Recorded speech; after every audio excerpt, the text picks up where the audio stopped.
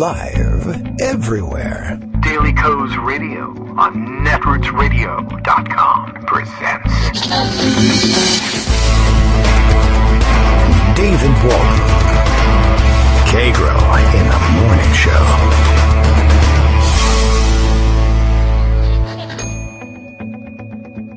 Now, here's David Waldman. Hey, good morning, everybody. How you doing? What is it? It's Tuesday, August 18th, 2020. Time for yet another show, and it's a good thing somebody's ready for it. It appears that Bill is prepared anyway, and has got his morning tweet up, so we'll just base the entire show off of that, why don't we? If I maybe had told him ahead of time that he had that power, who knows what he would have tweeted, but here's what we've got. This is the genuine article without any interference here. Daily Coast Radio is live now. Kagro X, me, David Waldman, is back at the radio desk. That is true. I can look in front of me and see that is the case. So far, so good, Bill. Having reluctantly concluded, it's almost always true, that his boy band days are probably behind him. This is all right. This is a nice theme. This is true. The hair's gone. The COVID pandemic quarantine hair is gone. My kids still have it, so we could always use them, I suppose. All right. Well, I don't know what happened last night. A bunch of things were on. I don't know, television, streaming, Netflix. Where was the convention? Did you watch? I can't hear you. What did you say? It's radio, so that's why I can't hear you. But you can tweet it to me, and I can read about your comments or whatever else. You could record a segment if you want. There's still a couple of days of the convention left. Why not give your take on what happened in the convention? And I don't know, maybe why you watch it, because there are some legitimate reasons to do so. It's allegedly very entertaining. Everyone is talking about the Michelle Obama speech. That apparently was the event of the evening. And no surprise there.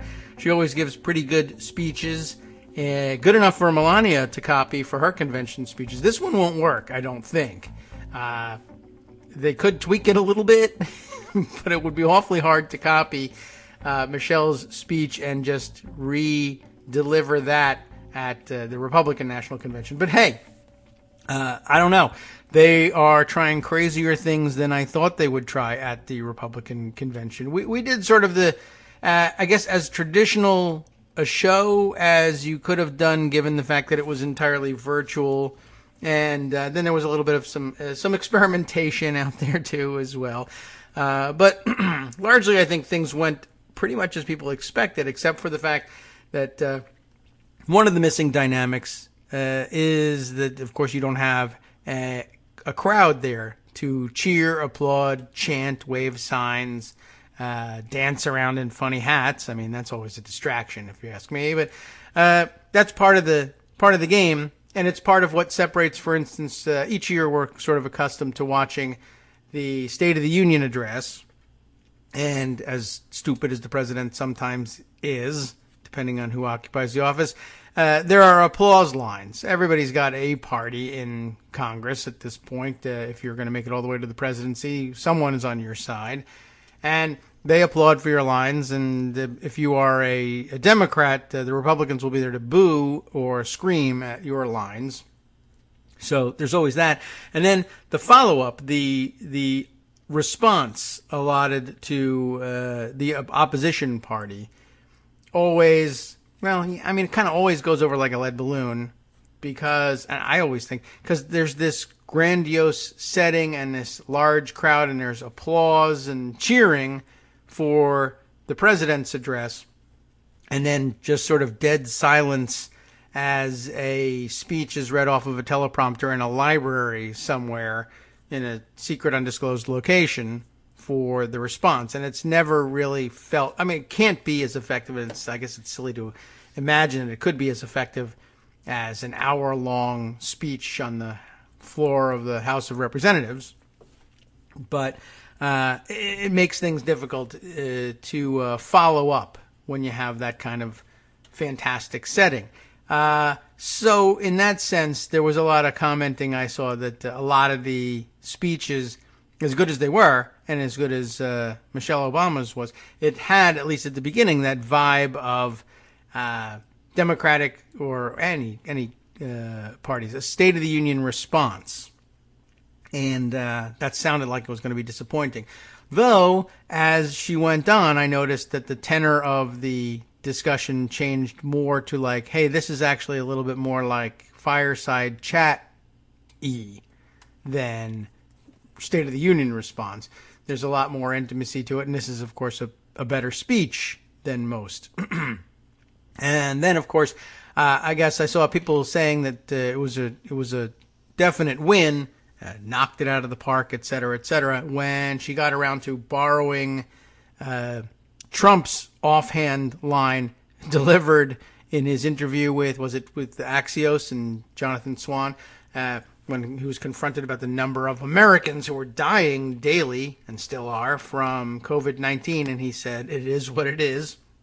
And to great effect, she punctuated her line about Trump being just the wrong person to be president at this or any time, really. But in particular at this time, I thought it was well expressed, definitely. I mean, I like I said, I didn't watch the convention. I can't bring myself to do that. That's just a problem for me. We leave it to the experts. I like to watch the reactions to everything more than anything else. And that tells me more, usually, substantively than the speeches do. But I thought the video clips that I was able to see of her delivering that indictment of Trump just not being capable of being the person we need him to be at this moment in time, or at any moment in time, was a pretty good one. And driving it home with it is what it is. Hey, so that was a stinging indictment. A great start for a first night of the convention. Things are supposed to, if it's choreographed properly, escalate from here to, escalate isn't the word, crescendo, I guess, towards the climactic moment of the acceptance speech from the nominee. I'm curious about how that'll be handled. Traditionally, that is celebrated visually inside the hall. Traditionally, like the last, 30, 40 years in the modern television era, is celebrated with, the huge adoring crowd and blaring popular music of some kind and confetti and balloons. And I had a great time playing at home last night the circulating video of the fantastic footage of the 2004 convention, where we had just nominated John Kerry and John Edwards as the ticket, and doing the traditional balloon and confetti thing. And I guess what was NBC, for whatever reason, or at least I think that's what I saw the clip from. Maybe all the networks did the same thing, was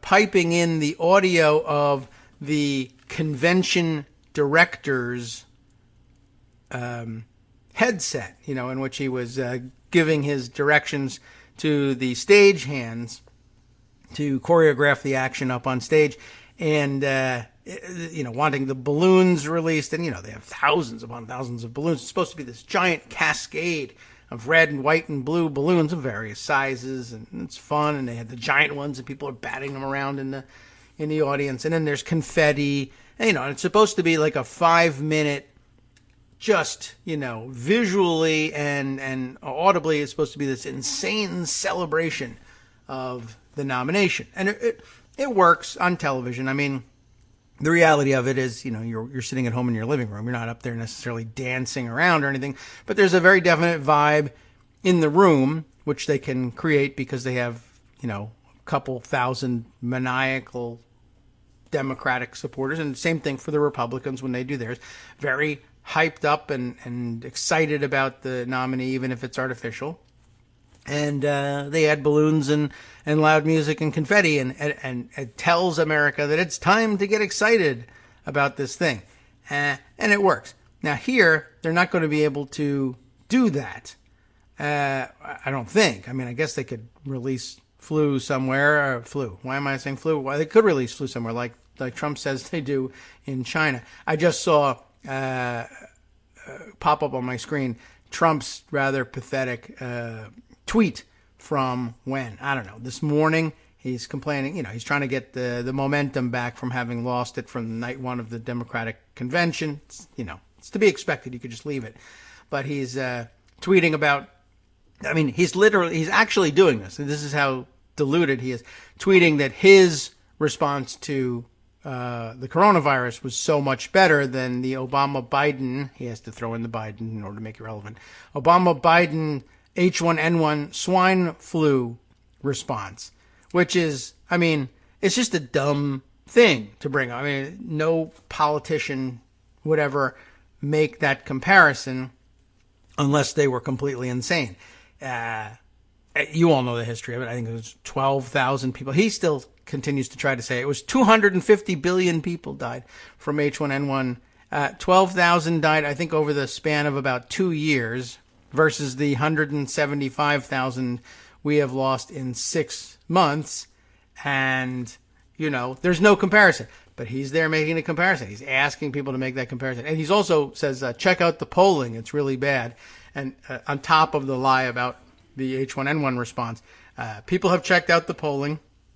And the favorability response to what the Obama-Biden administration did and how they handled H1N1 is overwhelmingly positive because nobody got H1N1, generally speaking. I mean, certainly compared to what's going on here, and really compared to most flu epidemics, it was pretty well contained.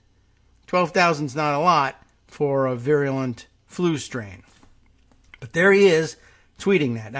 There's a lot of things I can't really explain other than Republicans are just kind of crazy and lost. As it turns out, they're getting ready for their own convention next week. I don't really want to look past what's happening at this convention because there's a lot to discuss about that. But in typical Trump fashion, they are still nailing down details, and he is still making, I guess, probably personal demands for the attendance of various completely inappropriate cultural symbols, I guess symbols of the culture wars, as he views them, to be present at his convention. Remember, this is the guy who wanted to personally choreograph having Bill Clinton sexual assault accusers at the debate so that Hillary Clinton would see them, as though Hillary Clinton weren't kind of practiced at ignoring that. But, you know, it was for TV, right? It's been kind of crazy. I don't know. Anyway, so apparently the lineup now, as he's barking it out minute by minute, is set to include those two lunatic people, the couple from St. Louis. Do we say St. Louis? What am I supposed to say with this? Who became internet famous when they came out of their gigantic house to wave their guns very badly and very unsafely, wave their guns at Black Lives Matter protesters who were on their way past their house to the mayor's house. They were going somewhere else. And they came out and waved their guns around, and everybody knew that they were nuts and whatever. So, okay, so they're inviting them to the Republican convention. I see also on the list here, in response to Marco Rubio, I guess, Brandon Friedman had sent this along. Rubio tweeted this. Brilliant move, he said about yesterday's convention night lineup. No one is more in touch with the challenges and obstacles faced by everyday Americans than actors and celebrities. And I guess what incensed him was Eva Longoria, who's been doing some actual political organizing work, was given some time to deliver a speech, and this incensed Marco Rubio, I guess, to no end. She's just, as other people observe here, she's hosting, she's introducing other people, apparently. It was early on in the show, and it was completely overshadowed. By the time people noticed that he had been tweeting this thing, Michelle Obama had mopped the floor with the Republican Party, and everybody forgot it. So it was a throwaway line. But good entree for Brandon Friedman to remind us, let's talk about who's going to be lined up for the Republican National Convention. He says, this is literally who you'll be speaking alongside at your convention, Marco. First, the gun wacko couple.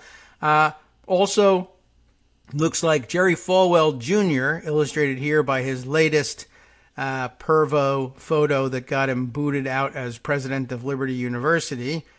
Seems to have a problem with doing that. And the new surprise edition, the Covington Catholic school kids, or at least the one of them, Nick Sandman, who ended up, I think, suing the Washington Post for defamation and actually getting some sort of settlement out of it. But you'll remember them as the kids who sneered, snickered, and laughed in the face of the Native American protester at the Lincoln Memorial when they were making their visit to the Lincoln Memorial. So all the kids showed up in their MAGA hats and stared down this guy and laughed in his face and war whooped in his face, and then said, we were having a thoughtful moment of prayer. Well, okay. So Republicans view all three of them as victims of liberal overreach in the culture wars, I suppose. And so I think they think that they're going to be like actual effective messengers. It's going to be a real contrast, I guess, to the way Democrats were illustrating their differences in, not the actual policy war versus the culture war, featuring regular people talking about how they've been affected by Donald Trump's failures and our general policy failures over the decades, all rolled up into that. I got to think, I guess really the truth is the average American doesn't connect with either convention in any significant way. They don't watch it. And when they do, they think it's dumb political stuff. Maybe they're interested in some of the stories, some of the more crazy stories. And, there will be Trump supporters and QAnon weirdos and hardcore Republicans who think it's absolutely fantastic to hear from the kid who teased an elderly Native American guy and then got called out on it as a victim of PC run amok. But I guess we'll just wait and see how that goes, and they'll have their turn next week. In the meantime, lots of other things to update, including, I guess, maybe a brief discussion I've been having both online and at home, talking about a little bit. The outrage, I guess, we're having, I don't know, over how much time Alexandria Ocasio-Cortez is going to be allotted to speak. Now, I did see a very good point being made yesterday, and I will absolutely 100% credit that person with making it as soon as I can remind myself who it actually was. But I think if I scroll back enough, I will find it. But it'll take me a few minutes. Let me give you the gist of what was going on, though. Somebody did remind us, one of our friendly reporter types out there, journalist friends, more netrootsy, as I recall. I'll find it. Don't you worry. But reminding us, we don't yet know exactly how much time AOC is going to get. And it shouldn't be viewed as mattering all that much. Because, there's a lot of considerations that go into it. Although, I think she's a fantastic speaker and she would do terrifically with as much time as you're willing to give her. Well, almost as much time as you're willing to give her, let's say. You don't want to go overboard. And she absolutely is a speaker who resonates with the right demographic, really with all demographics. I mean, it's not just young people who think she's fantastic. I think she's done a terrific job. I was very skeptical of her ability to find a real niche for herself that would matter. I mean, she could find a niche, but would it be impactful on a wider audience than just her hardcore supporters? And the answer is yes. Here it was. Josh Holland was the one making mention of this, contributor for The Nation. And in case you don't follow him, Joshua H-O-L, no space or anything, Joshua Hall for Holland. And the good point made here, he was saying, I'd be surprised if AOC is only given a minute. And I wish people were just a little more skeptical about these kinds of stories, which I thought was a good point and made me think about what was possibly, and maybe only possibly, going on here. But thinking about the powers that be, some of them savvier than others, and who makes decisions about how much time people are going to get. And there's a lot of hands in that, and I'm not entirely certain who has the last and final word about that. But of course, the Biden campaign will have a lot of, the most input in that. The DNC, that is Democratic National Committee, people have their own DNCC, Democratic National, well, actually, not DNCC, but DNC. There's the DNC, Democratic National Committee, and there's Democratic National Convention that's hosted by the DNC. And so the DNC staff will have a lot to say about that. They will have an awful lot of input from the leadership in Congress, and in particular in the House, where people know her well. And there will be a lot of deference to, if not direct input from the Speaker, that is the Speaker of the House, about who should be representing Democrats in the House. And a lot of it will be based on each speaker's own reputation, seniority, things like that. So bottom line, anyway, is it would not be at all unusual if you were just viewing this request for time as the request of a freshman Democrat in the House to allot them a minute. That happens all the time. First of all, even in the House, very often, they take and make great use of 1 minute slots of time every morning. They're used to actually delivering a pretty powerful, punchy, what they think of as a powerful and punchy message inside of a minute. Some people are better at it than others, and she's going to be relatively good at it, I think. I haven't seen her doing 1 minute, but, she can make a point quickly. She's Twitter savvy, social media savvy. She knows how to package something quickly and make a good point. That said, of course, she'd probably like more than a minute. Now, everyone would like more than a minute, but think about how many people want to speak at these. It's a prime thing to be awarded a speaking slot at the convention, and it's not as limited as you think. But, there's 200 and something Democratic members of the House who all feel, I'm a federal elected official. I've got a right.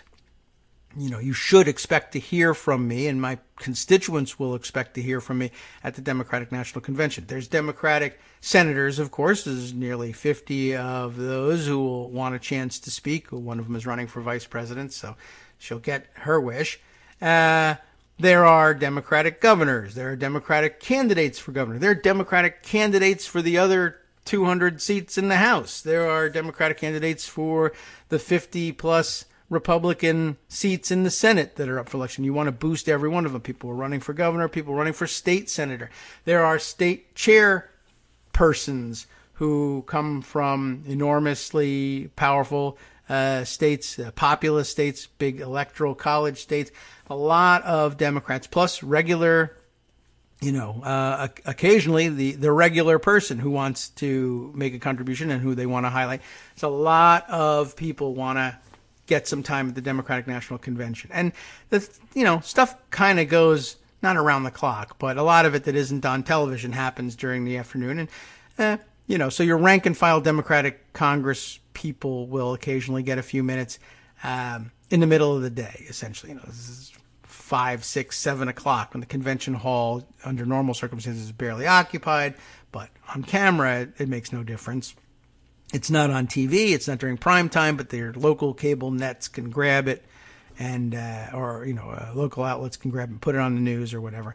But it's a big deal, and everybody wants a chance to do it. And everybody, hopes that they'll deliver a barn burner, but not everybody really believes that they're capable of doing that. Anyway, AOC certainly is, and Josh makes a good point. We should be skeptical of this.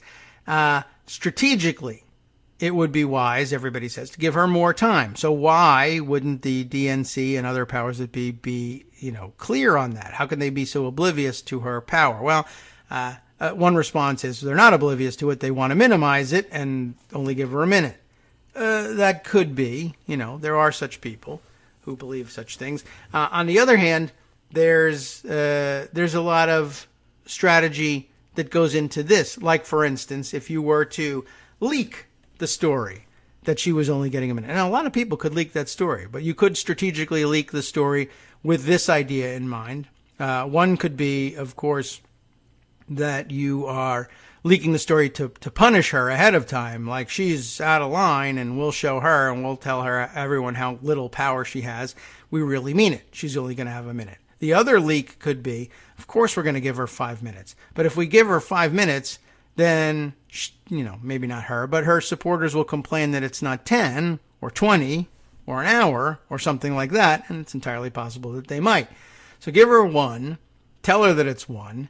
I anticipate an uproar. There'll be petitions. There'll be people yelling and screaming. There'll be people, mass tweeting that this is an outrage and Democrats don't understand anything and we got to get rid of our leadership or else. And then you give her the 5 that you were originally going to give her in the first place, and she gets a big win, and she looks like her political operation is a major force to be reckoned with. You look like you're actually finally coming around to understanding where she's, where the place she occupies on the Democratic team.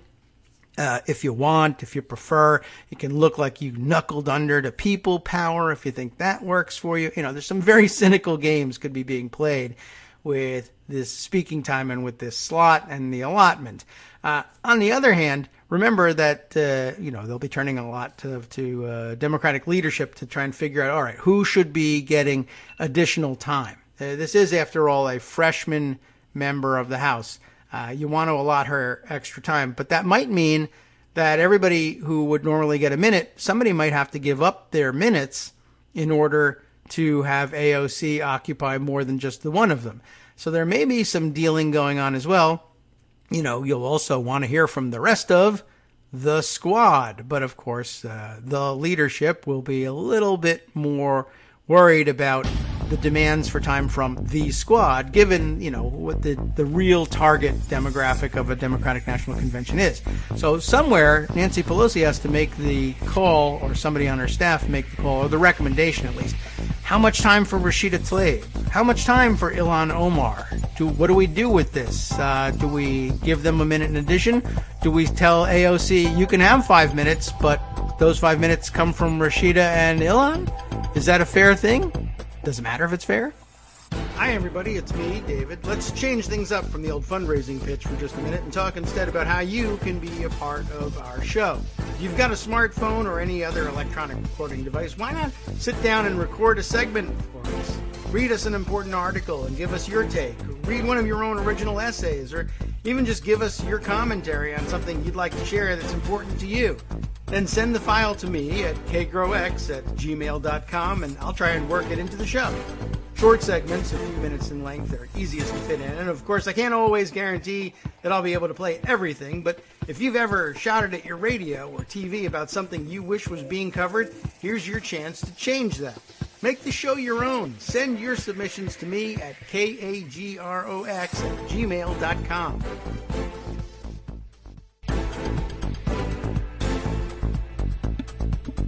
All right. Welcome back now to the Kagro in the Morning Show here on Netroots Radio. I think we've pretty much, we can say we wound that up. Although I did see some additional commentary in the responses to Joshua Holland's original tweet.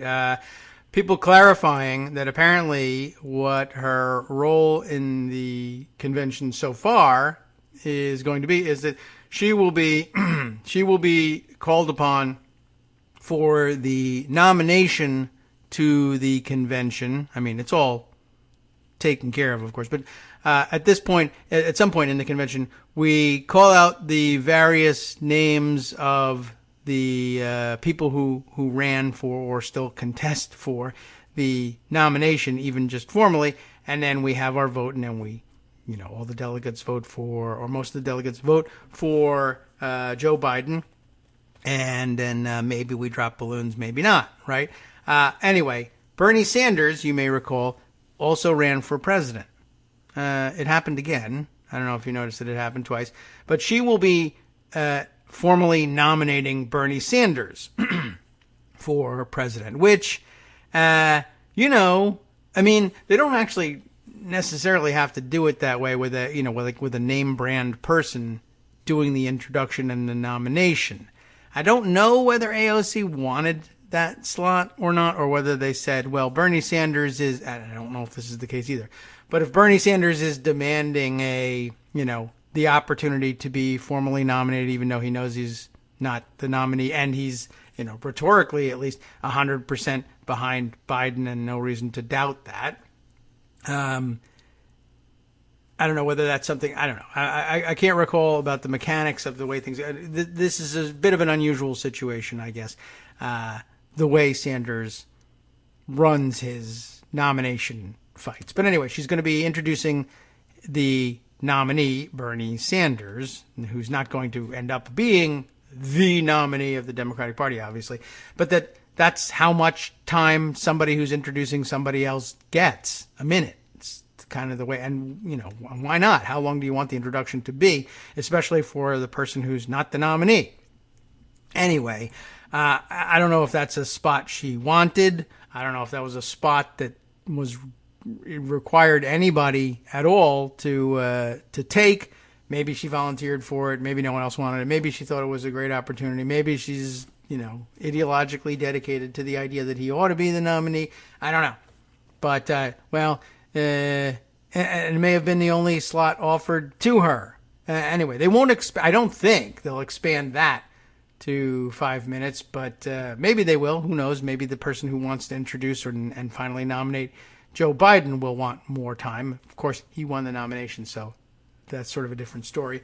Anyway, I just thought it was an interesting thing to think about, and just sort of I pondered for a little while what it must be like to be Nancy Pelosi and other members of the leadership weighing in on these things and having to consider things like, well, do I unabashedly promote Ilhan Omar and Rashida Tlaib alongside AOC and others of the members of the squad, other women, freshmen, Democrats? Don't forget that, again, Nancy Pelosi has been a lot, like miles and miles better than any other previous speaker, Democratic Speaker of the House, in terms of making room for freshmen of all kinds, and in particular the women, this time around, and throughout her service as minority leader and as Speaker of the House. It's been a very conscious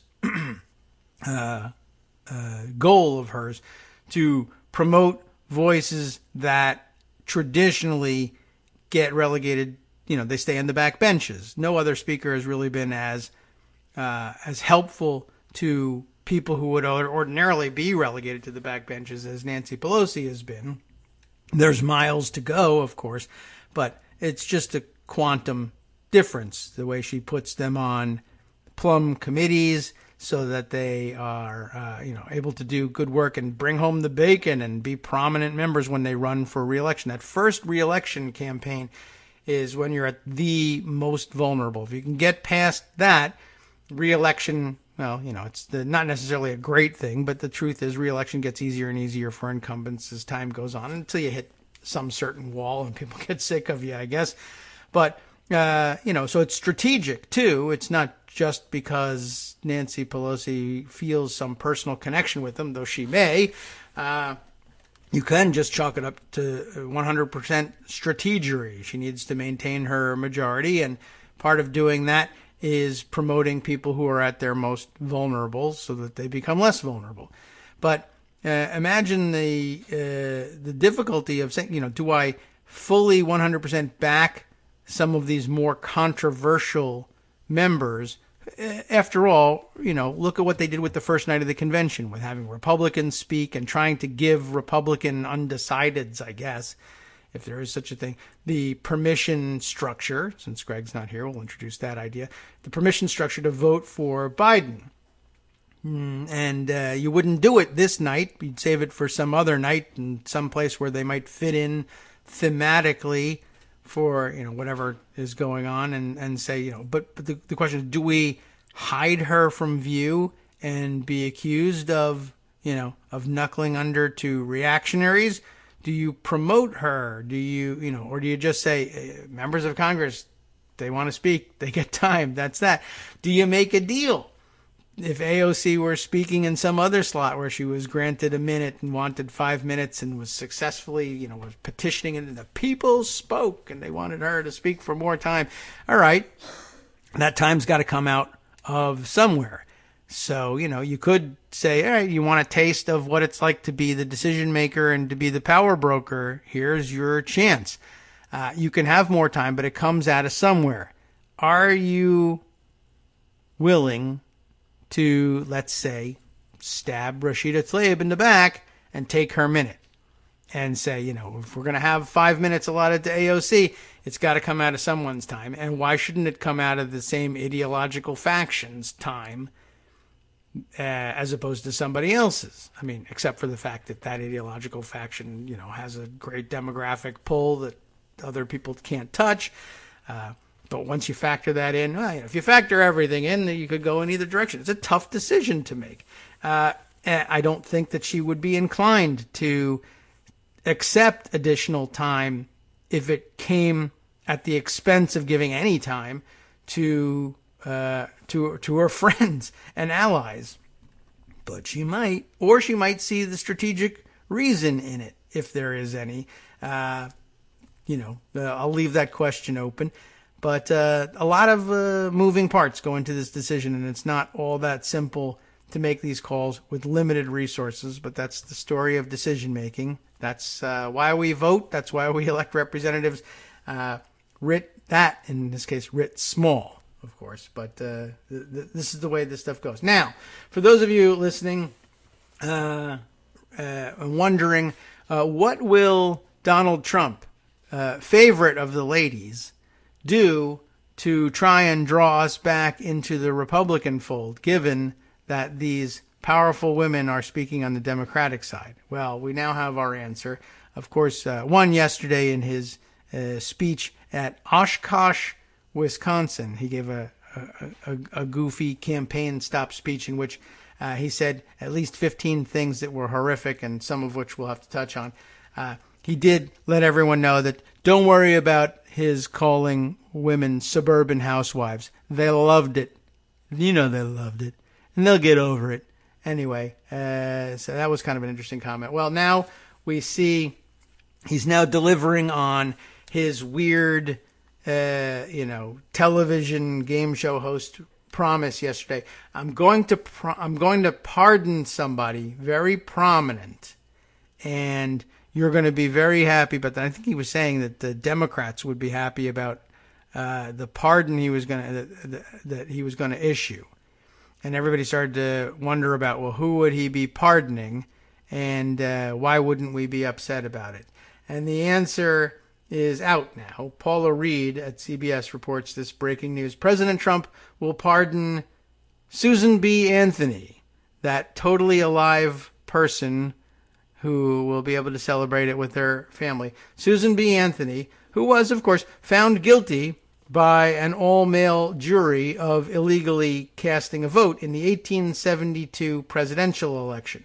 Now, I guess this is supposed to make women happy. I don't know that Susan B. Anthony was a Democrat. I think she might not have been, but I'm not sure. And it doesn't matter. Posthumous pardons are a thing, and it makes some symbolic sense.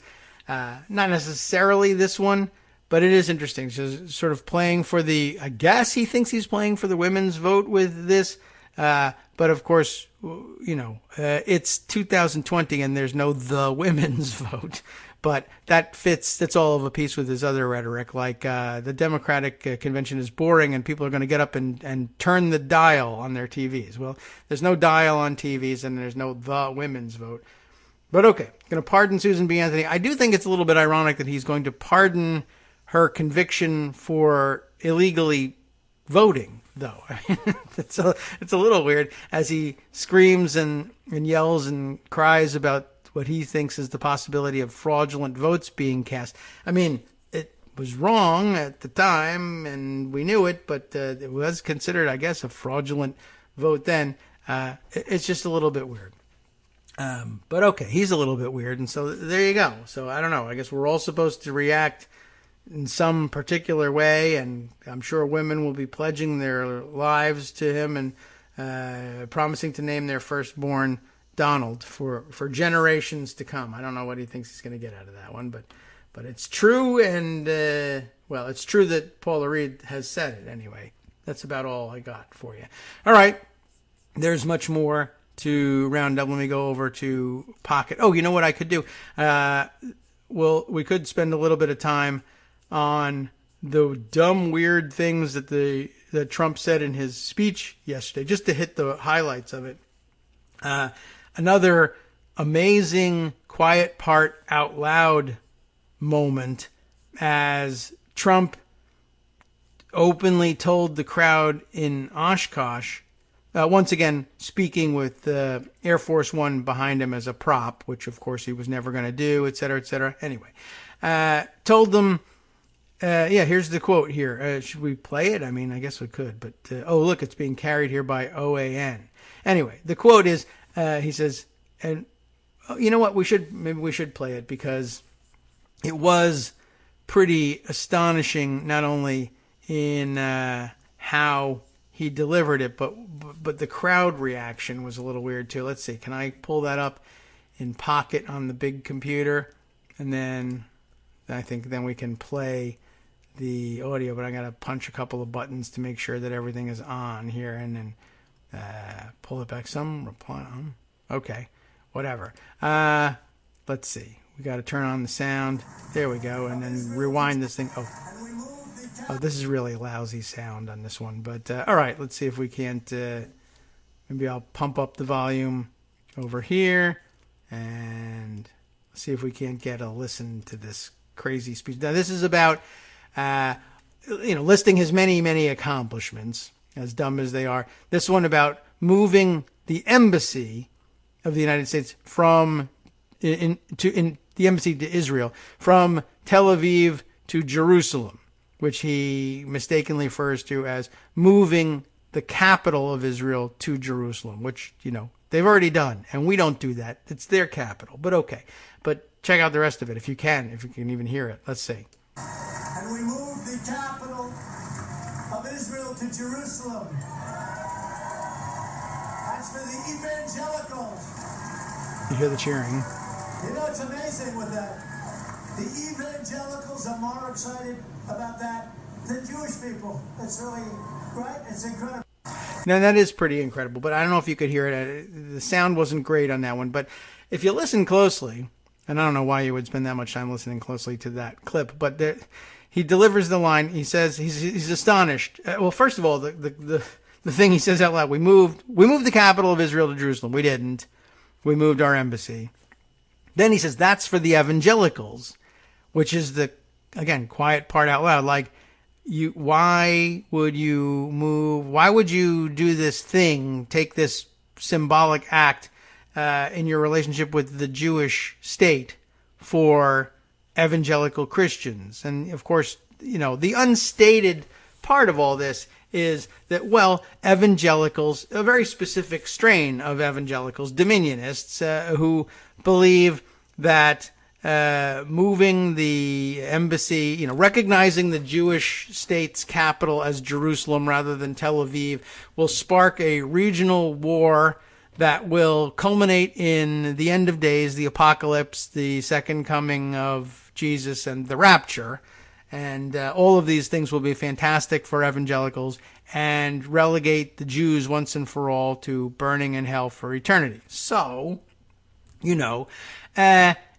it's not really a super enthusiastic moment for most Jewish people. I mean, while the Jewish state, I think, always wanted people to recognize Jerusalem as its capital, and the United States held out from doing so for a long time in the interest of acknowledging the legitimate grievances of the Palestinians, to the extent that the United States ever acknowledges legitimate grievances of Palestinians. This one small thing was what they were willing to do, but not Trump. So he moves it, and so, but to do this, to manipulate our relationship with the Jewish state for the evangelicals because it will make them think that all the Jews will finally die. Why do you think the evangelicals were more excited by that than the Jewish people? That is an interesting question. And he won't look into it, of course. And he may or may not have any understanding of that. He just thinks it's an Israel thing. Jews should love it.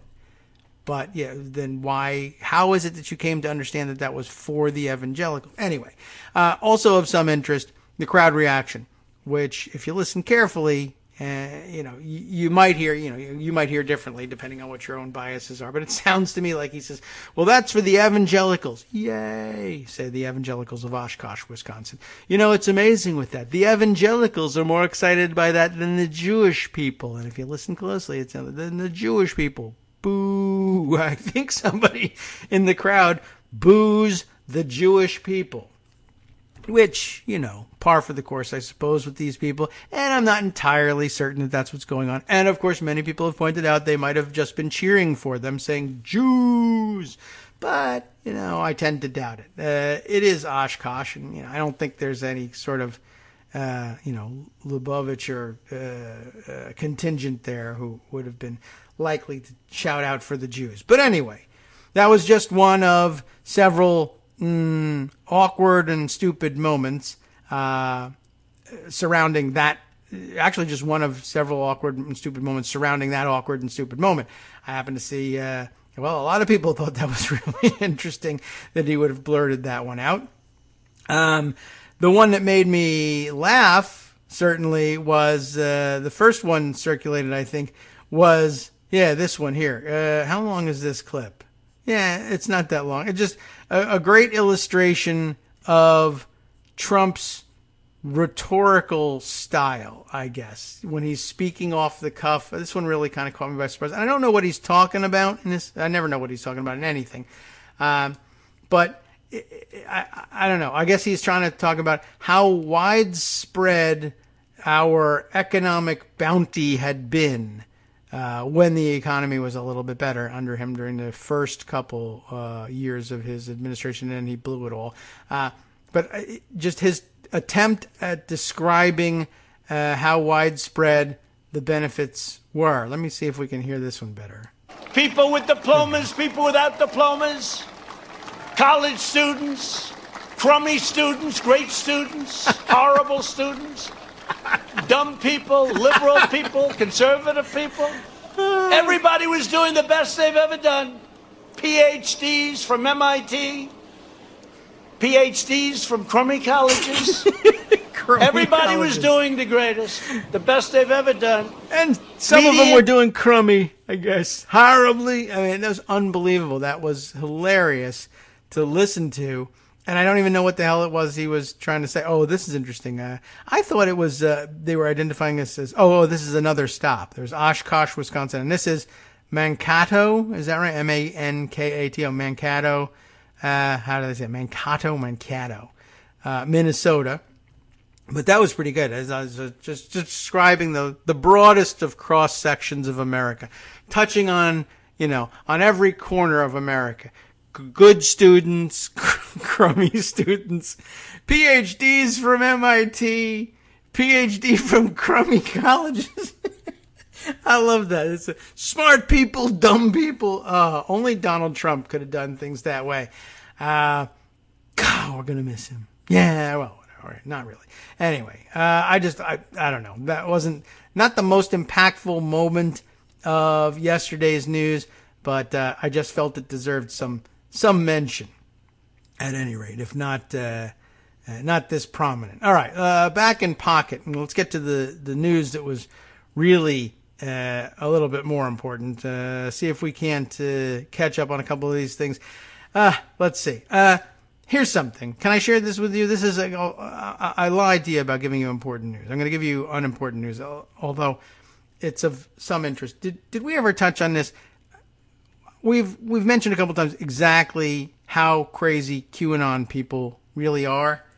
And I think we've gotten as far as saying that they believe that there's a deep state cabal and blah, blah, blah, and, but a ring among Democrats and other prominent government officials and establishment types and billionaires and Hollywood actors and actresses and other elites. That's what they like to talk about this. What's their problem? They are satanic pedophiles and cannibals at that. Yes. Okay. So all of those things you're aware of. Were you aware of this one?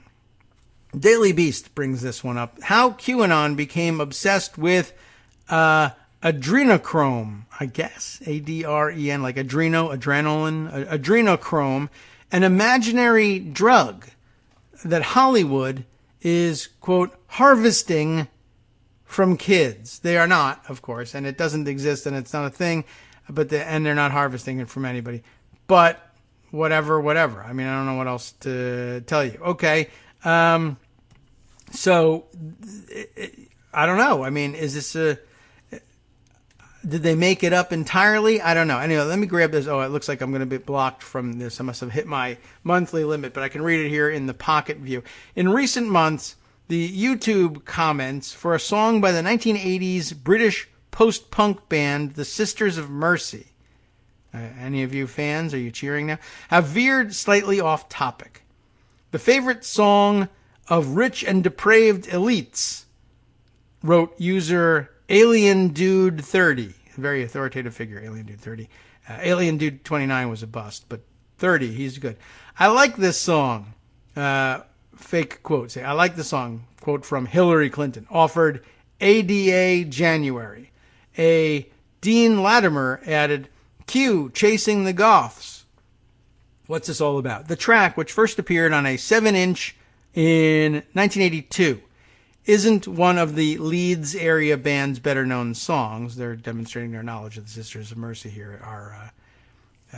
Our authors. Oh, and can I at least get the author's name from their homepage? No, they're not even going to let me do that. Okay, fine. You blocked me from telling people who the authors are. All right. So, anyway, it's not one of their better-known songs. It's an abrasive, theatrically dark tune with early drum machine percussion and low, campy vocals. The lyrics are typical goth stuff, as is the Black Album artwork, which features the band's logo, a medical scalp illustration overlaid on a pentacle. How do you like that? That's a terrific visual. But it's the title the commenters were drawn to, Adrenochrome. All right, what is it? I mean, it's not a fake drug, but it's fake in use as a drug. It's a substance, and it is, in fact, as they point out here, an easy-to-come-by chemical compound, usually found as a light pink solution that forms by the oxidation of adrenaline, the stress hormone. It is not approved for medical use by the Food and Drug Administration, though researchers can buy 25 milligrams of it for just $55, but doctors in other countries prescribe a version of it to treat blood clotting. Okay, so that's the background on what the damn stuff is. The compound has become an object of fascination, however, among COVID-19 truthers and adherents of QAnon, the fringe, baseless theory that a well-sourced government agent called Q leaks top-secret intel about a global cabal of Democratic and Hollywood pedophiles through cryptic and grandiose messages known as Q drops. The quasi-cult sway has grown considerably in recent years, thanks in part to the tacit encouragement of Donald Trump, and his brother, by the way, was a huge QAnon believer, according to his tweets, now deleted. On Tuesday, a QAnon promoter named Marjorie Taylor Greene, you know about her, won 57% of the vote in a Republican primary for Georgia's 14th congressional district, all but ensuring her a victory in November. There's a once-in-a-lifetime opportunity, she says, to take this global cabal of Satan-worshipping pedophiles out, and I think we have the president to do it, Greene once said in a video from 2017. Trump applauded Greene's primary victory. For conspiracy theorists, adrenochrome represents a mystical psychedelic favored by the global elites for drug-crazed satanic rites, derived from torturing children to harvest their oxidized hormonal fear, a kind of real-life staging of the Pixar movie Monsters Incorporated. QAnon likes to say that Monsters, Inc. is Hollywood telling on itself. That's where we're at. There will be, ladies and gentlemen, and all others, there will be in the next Congress a representative from Georgia who believes that Monsters, Inc. is a documentary. That's just true. This person believes that. They believe that Monsters, Inc. is Hollywood telling on itself, says QAnon researcher Mike Raines, because the plot of scaring kids to get energy is what they really do. The highest profile adrenochrome incident took place in 2018 when Google CEO Sundar Pichai I don't know, Pichai. You'd think I'd know how to pronounce it, but I've never seen an interview with him, so we could look on YouTube and find out. All right. Anyway, he was questioned by the House Judiciary Committee, which if I had watched that, they would have pronounced it maybe, about a conspiracy called Frazzle Drip. I don't even know what to tell you about this. Heard of Frazzle Drip, reads one comment on the Sisters of Mercy song, just to let you know that they know about this. The crackpot theory involved a mythical video supposedly squirreled away on Anthony Weiner's laptop that, if leaked, would show Hillary Clinton and her one-time aide, Huma Abedin, performing a satanic sacrifice. Of course. So they videoed it and put it on their computer. Yes. In which they slurped a child's blood while wearing masks carved from the skin of her face, which is a long walk for losing the election, don't you think? I mean, quite honestly, I think there would be more disappointment expressed about that. But anyway, codenamed Frazzle Drip, the video, why, was supposed to depict an adrenochrome harvest. That's what was going on while they were doing it. It never materialized, like the Whitey tape. But the drug has since become a common reference in conspiracies of the far right, of course, because it fits so well with being the pragmatic people who just want to, bring America's expenditures under control, right? It never materialized, but the drug has since become a common reference in conspiracies on the far right. In the past year, the compound has been name-checked by German soul singer, I didn't realize there were any, Javier Naidoo, Naidoo. Okay. Right-wing evangelical and failed congressional candidate David Daubenmire, and ex-tabloid writer turned QAnon conspiracy theorist Liz Crokin. How is it possible that people are able to make a living through this stuff? I have no idea. There are a lot of Anons, those are QAnon adherents, that believe the white hats tainted the elite's adrenochrome supply with the coronavirus. So that's the big problem here. We'll be right back.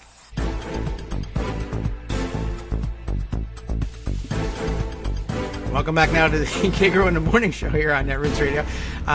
We're in the middle of our screening of the documentary Monsters, Inc. This is unbelievable. So this is just an explainer of what's behind what these guys are doing here. Oh, let's see. Scott sends me a related story, and I can't believe that there are any, but this claims to be a related... Oh, is this a... this, too, is a Daily Beast story, so I'll have to sort of manipulate my way into reading it if we take a look. But QAnon promotes pedo ring conspiracy theories. Now they're stealing kids. So once again, they're ending up committing the very crimes of which they accuse the elite. I guess not surprising in that sense. Let me pocket it, and then I can at least share it with you. Well, it doesn't even matter, because whether I share it with you or not, Scott's certainly planning to. I have a feeling that's going to make it into the article roundup today in the show summary. Okay, thanks, Scott. Good call. So let's see, where were we? There were a lot of Anons, we were told by the... this is coming from ex-tabloid writer turned QAnon conspiracy theorist Liz Crokin. Is quoted here. There are a lot of Anons, that is what they call themselves, that believe the white hats, the good QAnon people, I don't know, the people on their side, tainted the elite's adrenochrome supply with the coronavirus. And that's why so many members of the elite are getting the coronavirus, which they're not. But also remember that Donald Trump promised everybody that kids are almost immune to the coronavirus, which is actually maybe a story on the main, on the other side of what's actually happening in the mainstream news. I thought I might point that out for everybody, remembering that Donald Trump said that kids are almost immune from the coronavirus. There was something happening last night about the number of kids, I guess the school districts story. Oh, yes, another of the school district failures. This one from Mississippi. I'll share this one. The breaking news reported by Ashton Pittman, senior reporter from the Mississippi Free Press. 71 of Mississippi's 82 counties are now reporting COVID-19 outbreaks in their schools. 199 confirmed cases among the students, 245 among the teachers. That'll take people out for a while. Quarantined for 2 weeks are 2,035 students and 589 teachers. And it just mentions at the bottom of the tweet here, consider this, dozens of schools just had their first day of class today. That would have been yesterday, Monday, of course. And there are already thousands in quarantine, and I assume schools beginning to close. Lots more to that tweet thread, by the way, before jumping back to QAnon craziness. In July, a scholar warned of a pediatric COVID crisis as kids led the way in new classes. New cases. Reopenings would overwhelm schools and hospitals if Governor Reeves proceeded, he said. They'll infect each other and their families and their teachers. This is the truth. And guess what? It's actually happening right now. All right. Now, back to what's not actually happening, which is the harvesting of adrenochrome from frightened children. Really. So this is, this was crazy lady Liz Crokin's theory about coronavirus tainting the supply of adrenochrome, and that's why so many members of the elite were getting coronavirus. This is from a YouTube video from March, reported by Right Wing Watch. Now, in March, I think there was Tom Hanks. That was about it that I knew of from the elite getting the coronavirus. Adrenochrome is a drug that the elites love. It comes from children. The drug is extracted from the pituitary gland of tortured children. It's sold on the black market. It's the drug of the elites. It's their favorite drug. It is beyond evil. It is demonic. It is so sick. So there is a theory that the white hats tainted the adrenochrome supply with the coronavirus, which I guess makes them pro-coronavirus, and neatly ties up why they're against any measures for containing its spread. Social media is filled with adrenochrome theories. From January of 2018, adrenochrome truthers also gathered on the subreddit r/adrenochrome until the website banned it 2 weeks ago. Take your time there, Reddit, why don't you? A Reddit spokesperson told the Daily Beast the page had been suspended after its moderator was banned for violating their content policies. They declined to specify which. The community was then banned because it was unmoderated, the spokesperson said. Those in search of adrenochrome theories, however, can still find them on Facebook, YouTube, or Amazon, because they're doing such a great job at policing that stuff, where several self-published titles on the subject appear in top search results. After the Daily Beast contacted Amazon about several of these books, they disappeared from the website, which is good. I mean, it's bad that they took the complaint to get them to disappear, but at least they were responsive. Facebook did not immediately respond to requests for comment. One Facebook group called Adrenochrome/adrenaline epinephrine provides a 70-part introduction to the drug, 70 parts, with chapter titles along the lines of the Epstein-JonBenet connection, you remember JonBenet Ramsey, and the deep meaning behind Justin Bieber's Yummy. There you go. That's all you need to know about how serious they are. The group has 22,460 members. The use of adrenochrome is prevalent in our society. All the capitalization is wrong here. And it time, that's what it says, we had a mass awakening to these facts, ''S, and started becoming educated in the reasons. I mean, is that an American? I don't know. Well, that's what the group's description reads. Now in all caps, why, how, when, who, where, and why. That's why twice. That's true. And by the way, just to point this out, why, space, comma, space, how, space, comma, space, when. So, why, how, when, who, where, and why we should be more open-eyed, that's EYE''D, to our society from the top down, and then not so much an ellipsis as about, I'm going to guess 23 periods. That's how this scientific treatise reads. Scientific interest in adrenochrome dates back to the 1950s when Canadian researchers Humphrey Osmond and Abram Hoffer developed what they called the adrenochrome hypothesis. Sounds evil. After a series of small studies between 1952 and 1954, the two concluded that excess adrenochrome could trigger symptoms of schizophrenia. Save for some failed studies of treatments, the theory went largely unexplored for several decades. Hoffer wrote a 1981 paper revisiting the proposal, concluding that it accounts for the syndrome schizophrenia more accurately than do any of the competing hypotheses. The hypothesis nevertheless impacted adrenochrome's public perception, putting it in conversation with psychedelics like LSD or mescaline. Aldous Huxley described it in his 1954 book, The Doors of Perception. Anthony Burgess nicknamed it Adrenochrome, I guess, in the argot of A Clockwork Orange. Okay. I don't recall that. Frank Herbert described a character in Destination Void as so high he looked like someone who had just eaten a handful of pineal glands and washed them down with a pint of adrenochrome. But most famously, gonzo journalist Hunter S. Thompson got offered a tiny taste from his unhinged lawyer in a scene from Fear and Loathing in Las Vegas. The stuff makes pure mescaline seem like ginger beer, the lawyer said. You'll go completely crazy if you take too much. There's only one source for this stuff, Thompson responded. The adrenaline glands from a living human body. It's no good if you get it out of a corpse. Okay, that's now supposed to be reality. The compound's supposedly psychedelic properties have been debunked, in part by Thompson himself, who reportedly told Terry Gilliam, director of the black comedy's adaptation, that he had invented its effects.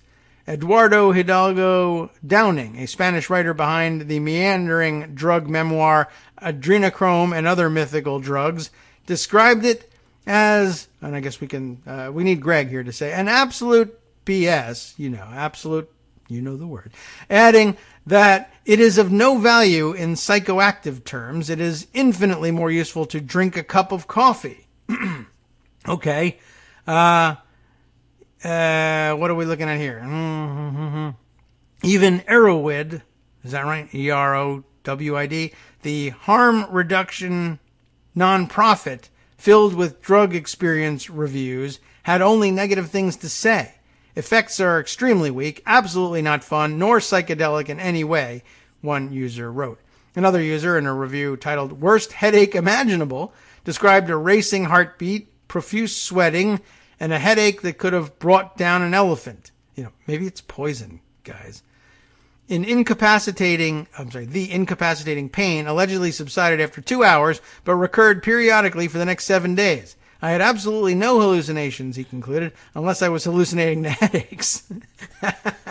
Well, he is being open-minded.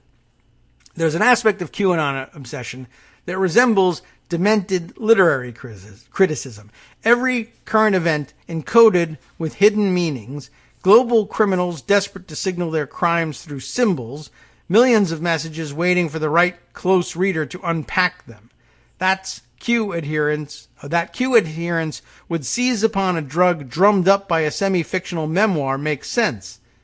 In a way, I guess. In that way, they're not unlike the Sisters of Mercy, whose single, which describes school kids harvested by nuns, is a clear Thompson nod. And I guess there's some lyrics of it. The Catholic girls now, stark in their dark and white, dread in monochrome, the Sisters of Mercy, something, something, something, panic in their eyes, rise, dead on adrenochrome. That seems like it's worthy of basing a worldview on to me. The band just did a better job with the source material. Conspiracists missed some important subtext, the jokes. Except I'm not certain that they did. My theory remains that QAnon was launched as a joke. It was a bunch of kids trolling idiots, trying to see what's the dumbest thing we can make a large number of people profess to believe and run for Congress on the platform of, and they just have not found that limit yet and continue to keep going. All right, there you have it. They crazy. That's all I got for you here. Let's take a look at what did Scott send me here. Was this Will Sommer, it looks like, wrote this piece. Again, I'm going to have to view it in the pocket view. QAnon promotes pedo ring conspiracy theories. Now they're stealing kids. I don't think I was aware of them stealing kids. But this looks like a rather lengthy piece, so we're not going to dive all the way into it. When's it from? Is this a new or current piece? Almost got to look at it before they covered up the date with the pop-up. Yeah, it looks like it's relatively, is it August or April? I got to look again. August 16th, yeah. So it's a new one. I guess if everybody is super interested in it, well, we'll give you the link. And if you haven't run out of free stories from the Daily Beast, or maybe it's an exclusive for subscribers only, you can, maybe you want to subscribe and tell us about whether it's worth the time on this one. I think I can read it through the Pocket View, though. But clearly, there were other things that we probably should spend a little more time on than how crazy QAnon people really are. Although it's good entertainment, that's true. And it's worth keeping an eye on these idiots and just how sick they are, I guess, since one of them is going to land in Congress at some point.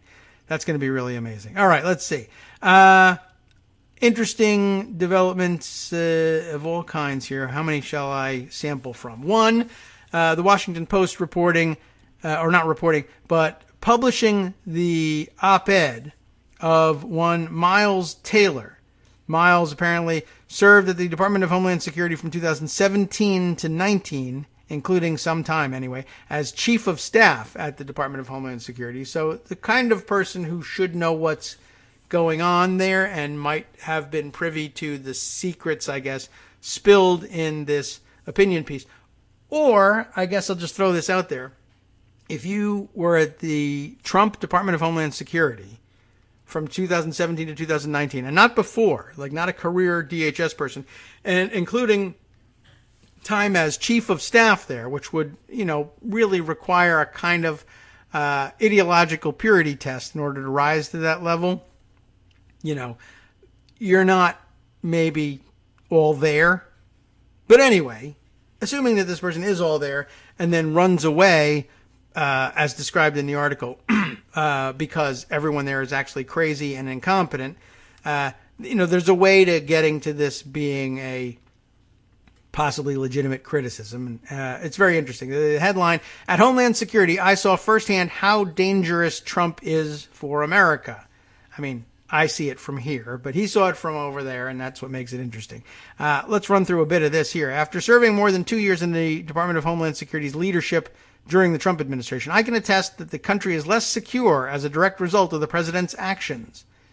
Like many Americans, I had hoped that Donald Trump, once in office, would soberly accept the burdens of the presidency. I did not have that. Foremost among them, the duty to keep America safe. But he did not rise to the challenge. Instead, the president is governed by whim, political calculation, and self-interest. I wasn't in a position to judge how his personal deficiencies affected other important matters such as the environment or energy policy, but when it came to national security, I witnessed the damning results firsthand. Sounds intriguing. The president has tried to turn DHS, the nation's largest law enforcement agency, into a tool used for his political benefit. We saw that, of course, in Portland and even to some extent here in D.C. He insisted on a near-total focus on issues that he said were central to his reelection, in particular, building a wall on the border with Mexico. Though he was often talked out of bad ideas at the last moment, the president would make obviously partisan requests of DHS, including when he told us to close the California-Mexico border during a March 28, 2019 Oval Office meeting. It would be better for him politically, he said, than closing long stretches of the Texas or Arizona border, or to dump illegal immigrants, as he said, in Democratic-leaning sanctuary cities and states to overload their authorities, as he insisted on several times. Trump's indiscipline was also a constant source of frustration. One day in February 2019, when congressional leaders were waiting for an answer from the White House on a pending deal to avoid a second government shutdown, the president demanded a DHS phone briefing to discuss the color of the wall. He was particularly interested in the merits of using spray paint and how the steel structure should be coated. C-O-A-T-E-D, coated. Episodes like this occurred almost weekly. The decision-making process was itself broken. Trump would abruptly endorse policy proposals with little or no consideration by him or his advisors of possible knock-on effects. That was the case in 2018 when then-Attorney General Jeff Sessions announced, at the White House's urging, a zero-tolerance policy to prosecute anyone who crossed the border illegally. The agencies involved were unprepared to implement the policy, causing a disastrous backlog in detentions that ultimately left migrant parents and their children separated. But then they discovered, oh, that's good. We want that. Incredibly, after this ill-conceived operation was rightly halted, in the following months, the president repeatedly exhorted DHS officials to restart it and to implement a more deliberate policy of pulling migrant families apart en masse so that adults would be deterred from coming to the border for fear of losing their children. The president was visibly furious on multiple occasions when my boss, then Homeland Security Secretary Kirstjen Nielsen, refused. The top DHS officials were regularly diverted from dealing with genuine security threats by the chore of responding to these inappropriate and often absurd executive requests at all hours of the day and night. One morning, it might be a demand to shut off congressionally appropriated funds to a foreign ally that had angered him. Ukraine.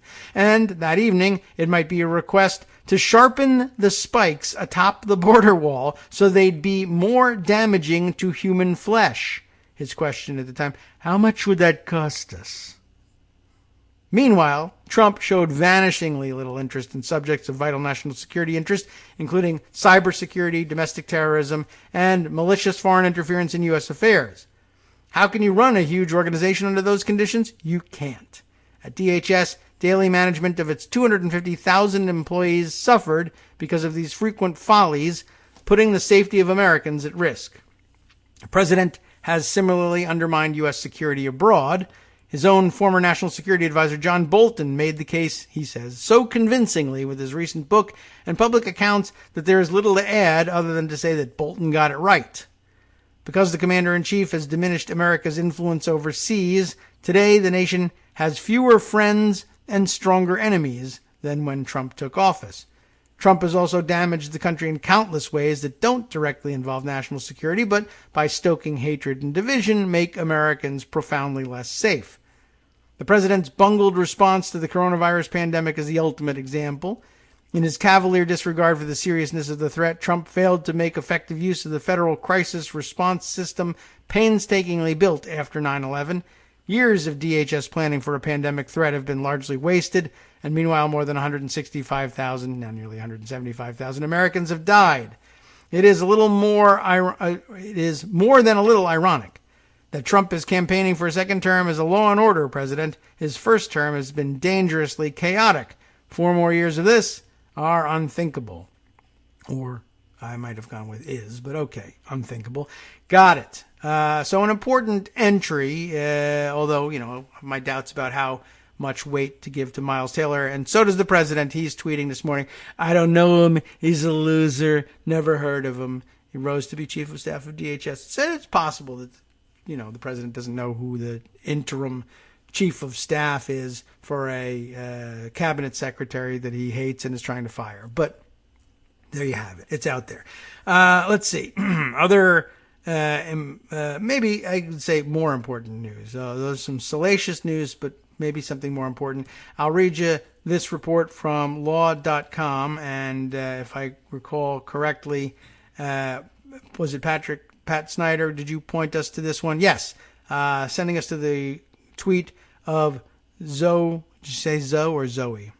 People pronounce it differently. Zoe Tillman, senior reporter for BuzzFeed News, giving us the update that it was just in yesterday. The Second Circuit decided they will not rehear en banc one of the Emoluments Clause cases against Trump.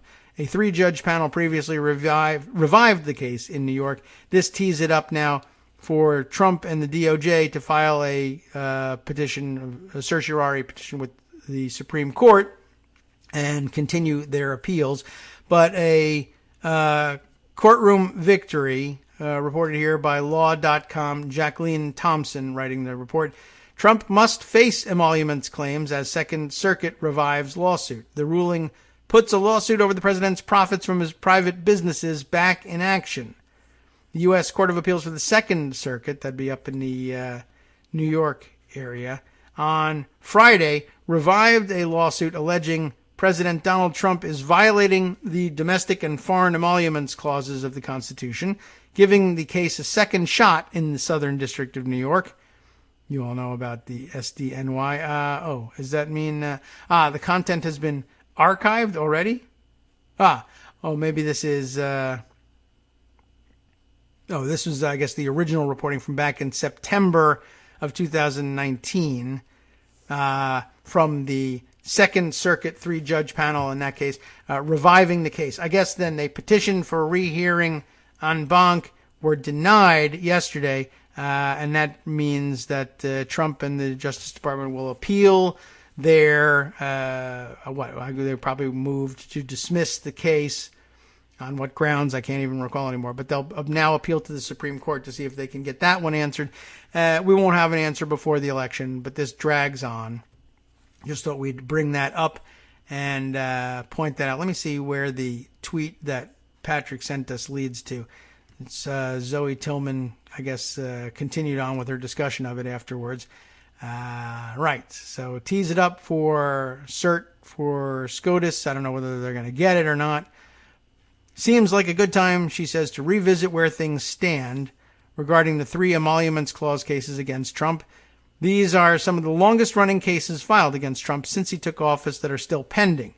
First, there's Citizens for Responsibility and Ethics in Washington, CREW, versus Trump. That is the case I think they were working on yesterday. A Second Circuit panel ruled in September that the case could go forward. Per today's order, it was yesterday's order, a majority of judges voted against revisiting the September ruling en banc. Trump and the DOJ can either go back to fighting in the district court over the case itself or petition for the Supreme Court to intervene and dismiss it instead, despite the ruling of the Second Circuit. There's a second case, D.C. and Maryland, the attorneys general there suing Trump. An en banc Fourth Circuit revived the case in May, finding that the 3-judge panel that dismissed it there was wrong to take up Trump's appeal midway through litigation before a Maryland federal judge. So it goes back down to the judge in Maryland. Trump's lawyer vowed to petition SCOTUS, but that doesn't appear to have happened yet. And then third, Blumenthal versus Trump, the lawsuit filed by Dems in Congress. A D.C. Circuit panel there ruled in February that Dems didn't have standing to sue. Dems filed a cert petition with SCOTUS in July, so we'll find out in the fall if the justices will take up that case to decide on the question of standing. So that's the latest on emoluments, which are important, even though they won't really... we won't get any definitive answer before the election, but it'll be certainly a talking point during the campaign. Let's see. The salacious news, not sexy salacious, just politically salacious news from yesterday from Business Insider. Will they let me read it? Let's see. Maybe not. Let's see whether they will allow a view of it through Pocket. And didn't I put it away in Pocket already? I think so. But let's go take a look. Yeah, it might. Oh, that's right. This resolved immediately to the original. All right. Let's see. No, there it is. A powerful Republican central to the president's 2020 reelection bid was part of a more concerted effort than previously known to remove him from the ballot in 2016, sources told Insider. This is just another story of another person who was once a never Trumper who failed to get rid of him and then suddenly became found the ability to get used to him and adopt the stance necessary to become a big player in Trump world. Anyway, this is the maneuvers of Katie Walsh and, to a lesser degree, her husband, Mike Shields. Their machinations have been discussed quietly among some of President Donald Trump's closest advisors for years. They have both served in powerful posts, including the White House and the Republican National Committee. Some of those advisors have debated whether the two actually want to help the president or whether they simply want to cash in on their access to Trump. What's the difference? GOP efforts to strip Trump of the nomination during the closing weeks of 2016, the campaign in 2016, have been reported in news stories and published in books. At the time, the news cycle was dominated by the Washington Post's October 7th story about how an audio recording from Access Hollywood, see, we got distracted, I guess, on which Trump could be heard boasting about sexually harassing women. You know the one. Now, some people with direct knowledge of the roles Walsh and Shields played in those events are going on the record to tell the behind-the-scenes story of a dramatic moment in U.S. politics that could have changed history had it gone a different way. But it didn't.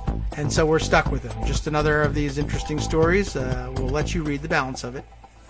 Hi, it's me, David Waldman, your host for Kagro in the Morning, and I've learned that I either need to update these announcements more often or stop saying that the announcements are brand new.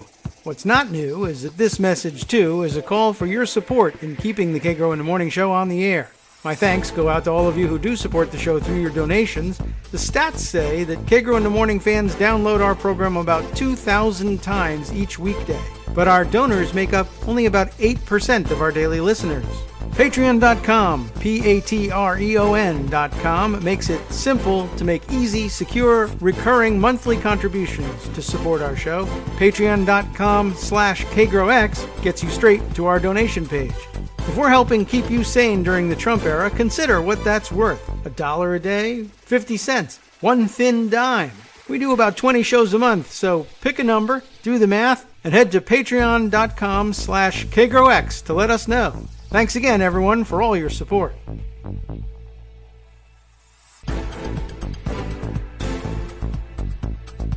Welcome back now to the Kagro in the Morning Show here on Netroots Radio. Joan McCarter is here with us. She called in during the break, so we're ready to jump right in and say hi and catch up on this very weird day. I know there's more news than just Monsters, Inc. being a documentary. And a member of, a real live person who's going to be a member of Congress. I guess that who knows what could happen in between then and now. Maybe she flips out too much for Georgia somehow. But it's not out of the realm of possibility. Yeah. In that district, it might be. Who but, knows?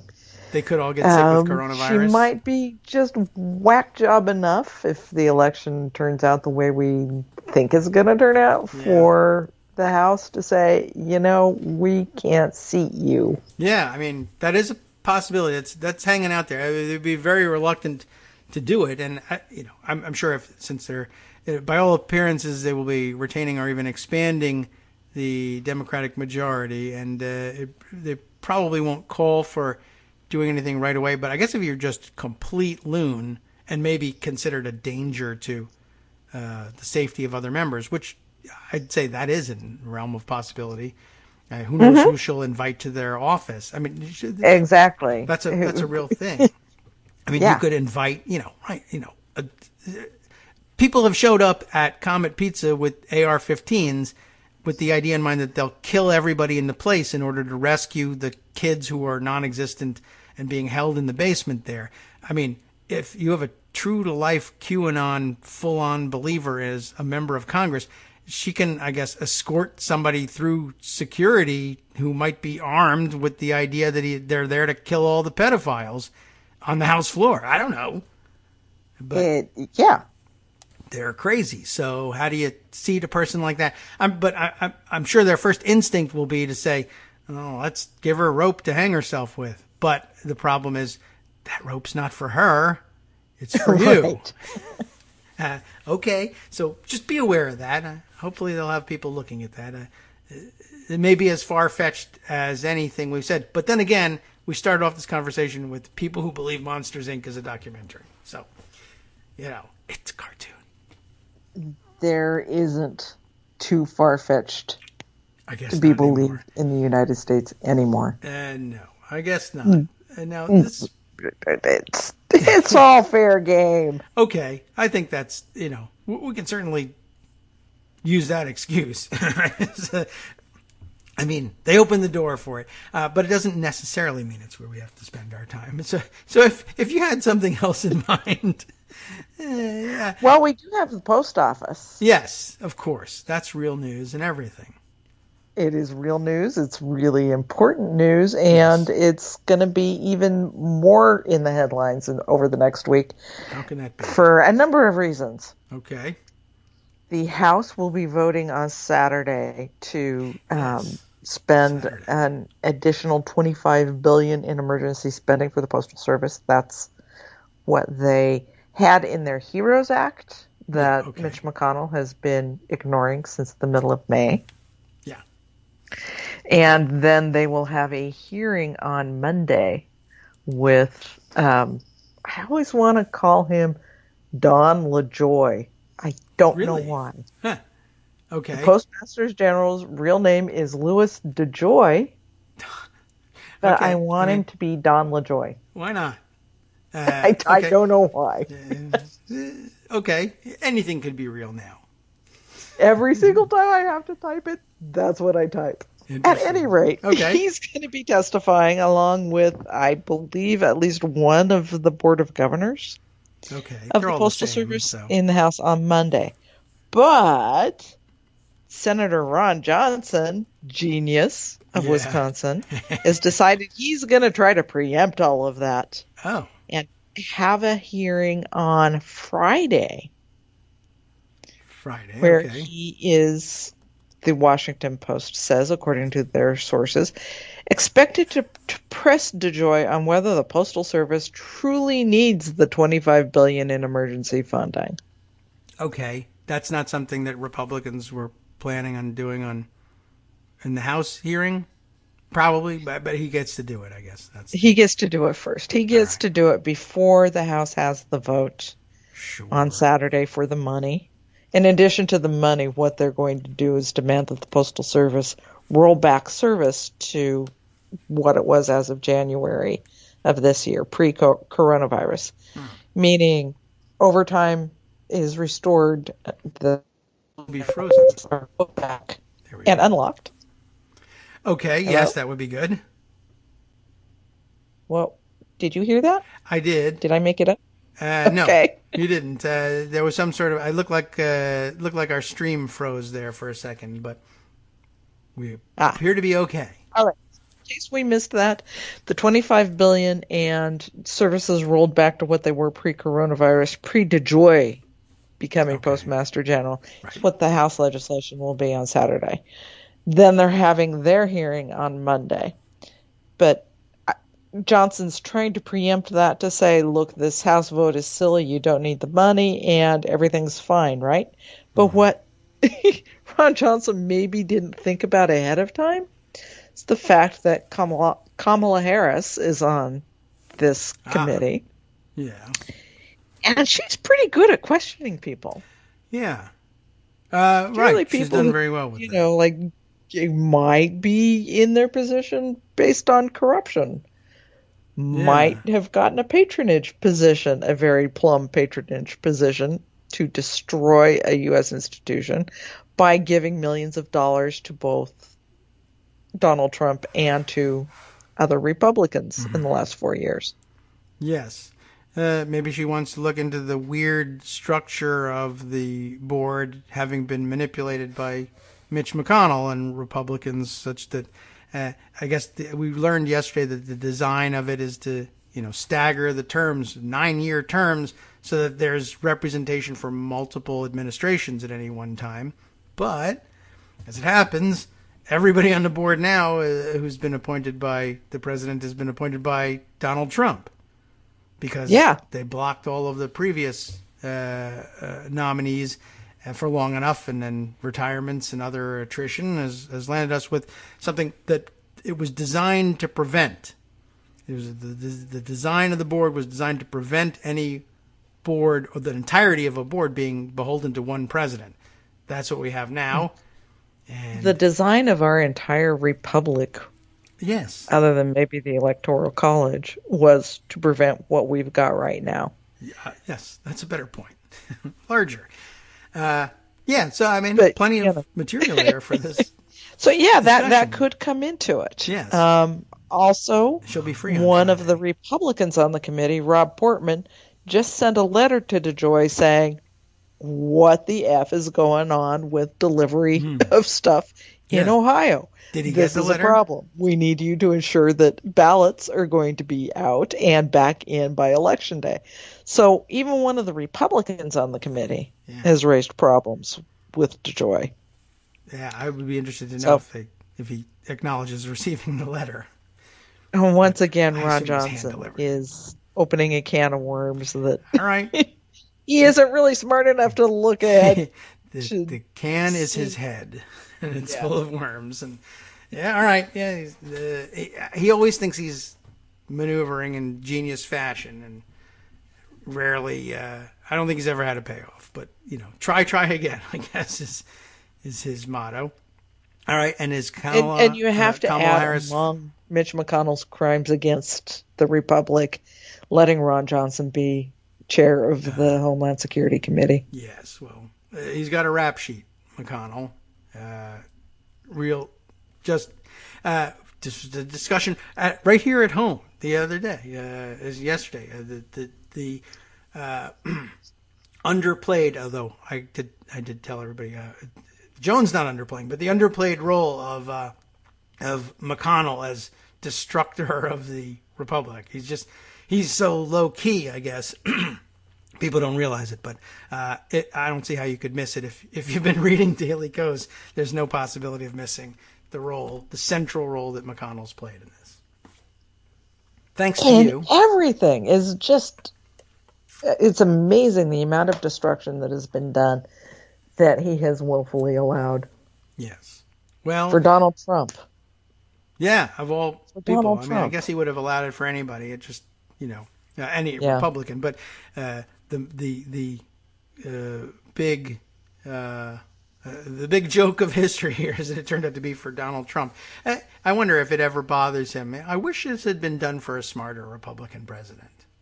But, take what I can get. Oh, well. I'm about to retire, so who cares? Well, maybe one smart enough not to drag the entire party down with him. And this is what's strange to me with McConnell. What I don't understand is how he's allowing the utter destruction of his own party. Yeah. Does he not see it? Are judges worth it? That must be it. I mean, it's what he keeps coming back to. Yeah. But yeah, it's hard to envision how. I mean, I suppose you could depend on partisan judges to rule your way, even if you can't legislate your will. You can, of course, the big irony is that what he's asking for is, well, even if we're defeated across the board electorally, at least my judges can legislate from the bench, which that rings a bell. Yeah. I think I was against that at one point. But of course, in true gimme-tarian fashion, we were against Democrats legislating from the bench, not Republicans. That's why we're doing what we're doing. Okay. I mean, he's entirely capable of being cynical enough and evil enough to say, all right, we go back to de facto pre-civil rights laws, pre-Voting Rights Act, and just rig it so that we never lose an election again. Yeah.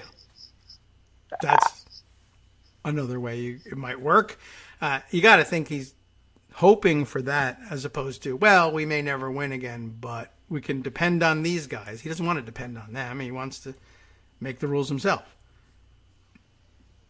And he's doing it. Yeah, I suppose it is just the most remarkable thing in all of this and the most horrifying thing. It just shows you how fragile our institutions are.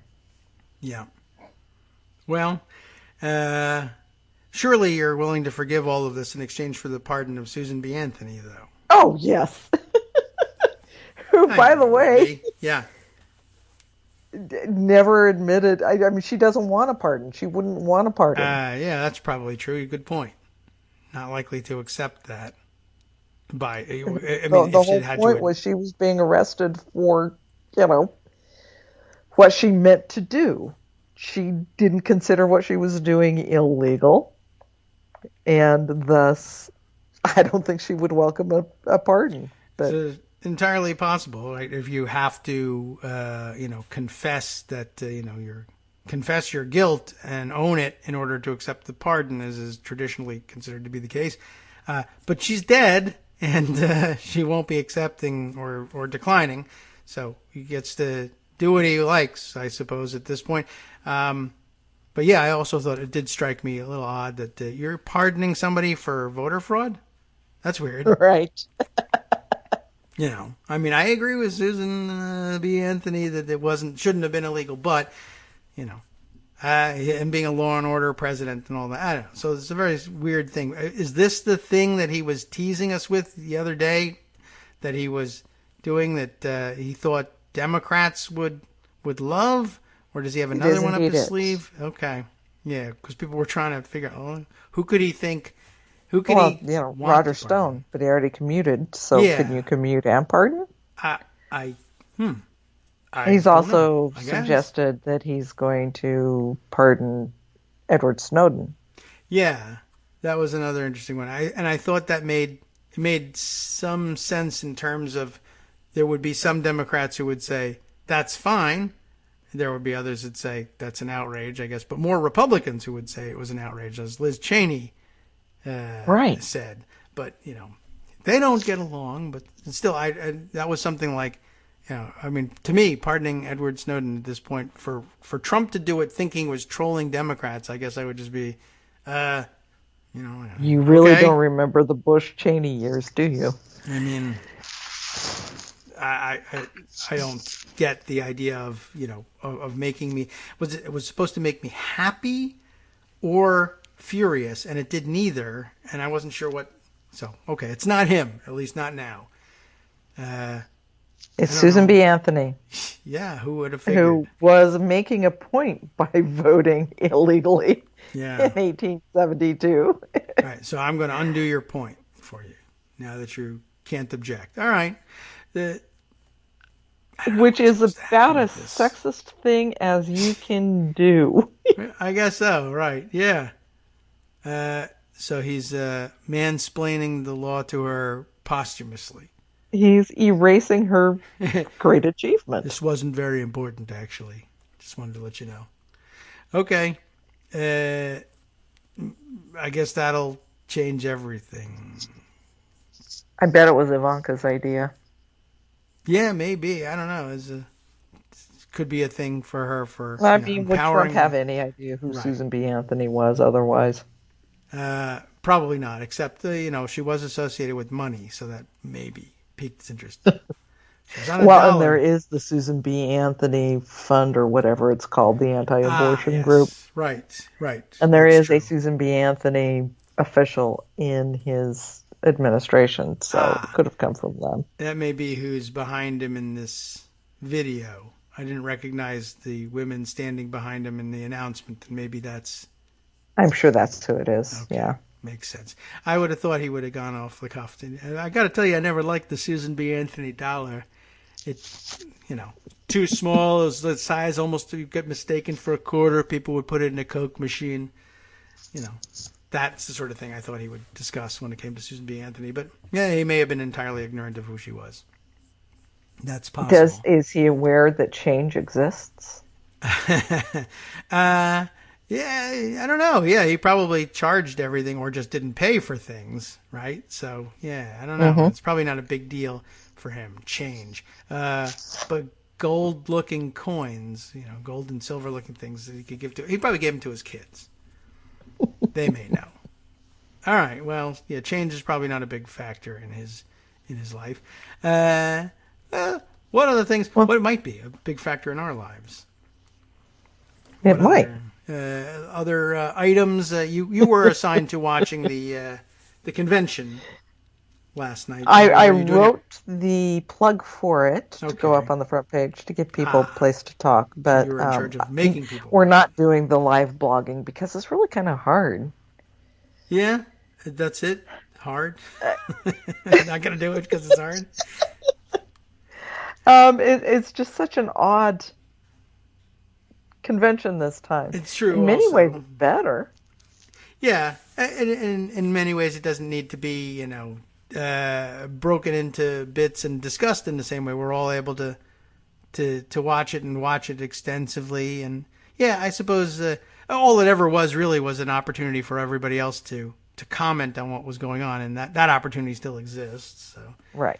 I see so live blogging just doesn't seem particularly necessary this time around. Yeah, okay. But we will continue to have open threads for people to talk about everything. Got it. Yeah. In one place, or wherever they want to talk about it. Diaries or whatever, Yeah, we won't stop you. come to the front page of Daily Kos and we'll be talking about it. It is very odd. In some ways, I like it Yeah. because the clip moves so fast that you don't have time for all of the cable pundits to jump in between speeches. Yes. So that's kind of nice. Although yeah, that's helpful. the first half of it, I was listening on NPR while I was cleaning up the kitchen, and they were trying to do it the old way. They ended up talking over a good, I don't know, 40% of what was happening. That's quote interesting. unquote on stage, Like because they didn't really get how it was working. So I missed huge chunks of it. Because Scott Simon and whoever was co-hosting were just blabbing over it.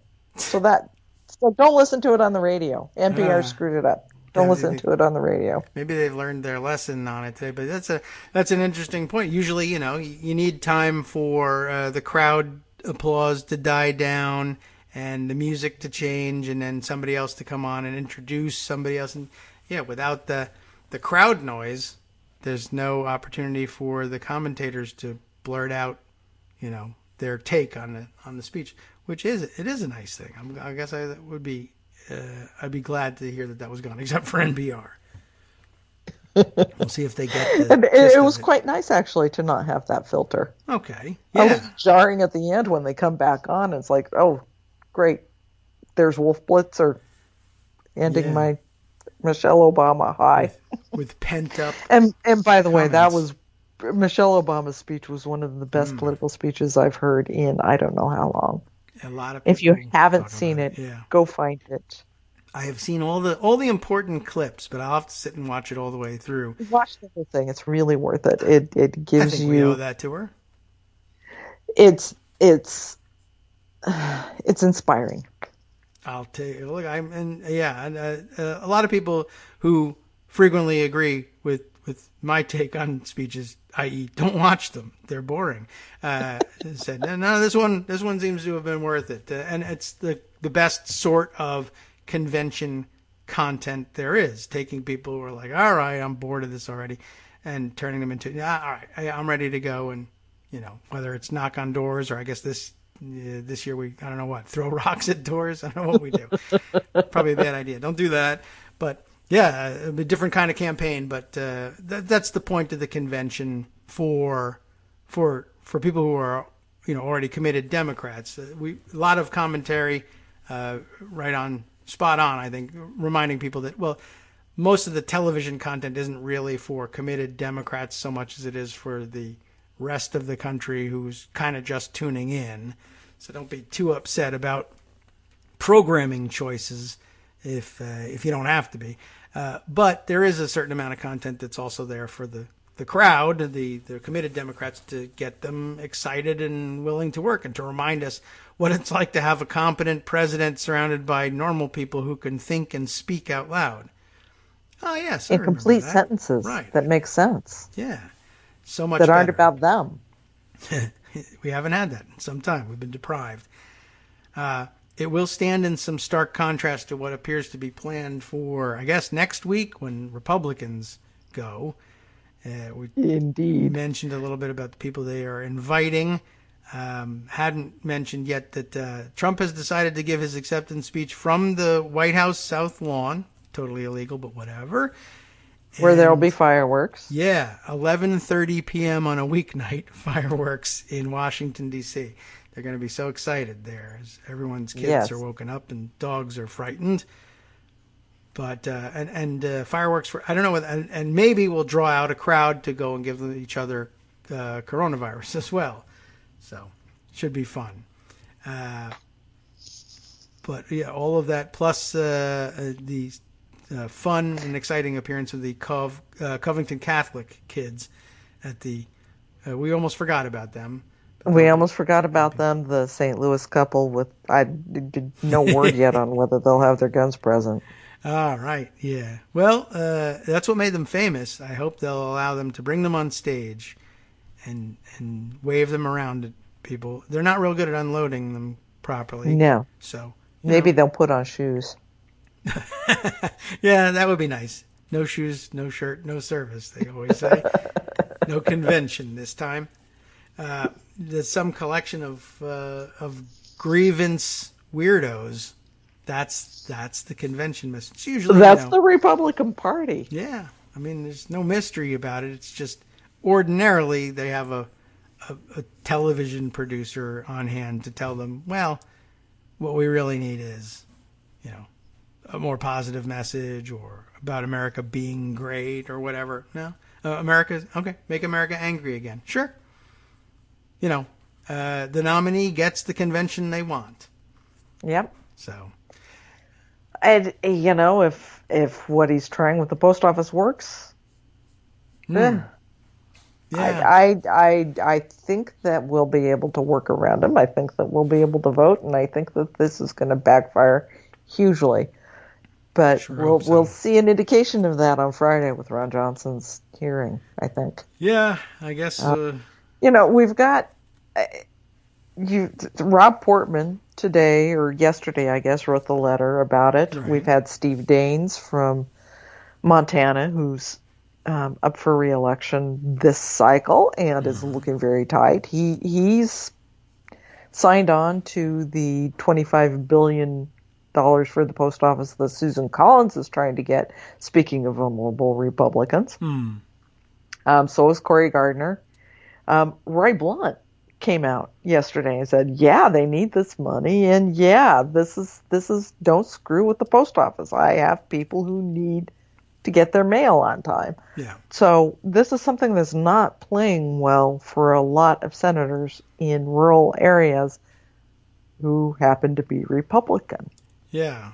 That's so their play, as I understand it, is they'll offer the same amount of money as the HEROES Act, but minus a bunch of the other stuff that they don't like in the HEROES Act, and maybe do it as a free, I don't know whether it's going to be only post office, but in the House? In the Senate, that the In Republicans the Senate, would yeah, offer. they have a skinny bill that has some, I think it's $10 billion for the post office. Okay. Not but you mentioned that Collins. Did Collins want to offer 25? Is that right? Collins and Feinstein have a bill that offers $25 billion. Okay. So we'll see which one of the two, if any, I guess, I come to think, the floor. But... yeah, I need to check in on that again. Thank you for reminding me that there's a skinny bill. The House will reject a skinny bill. Mm-hmm. Probably Senate Democrats will reject a skinny bill. Trying to focus this just on the post office and trying to keep it just on the post office because that's where Republicans are hurting. Yeah. Which still leaves the rest of America hurting in terms of whether or not they're getting the $300 extra that Trump executive ordered to them. Yeah. It depends on whether their states can actually get that money out. And now in most states it is just going to be $300. Oh, so they're going to get the $300 regardless of not coming up with the match? Trump would say it's $400. Yeah, the administration said, okay, you don't have to match. Oh, okay. Which is probably illegal.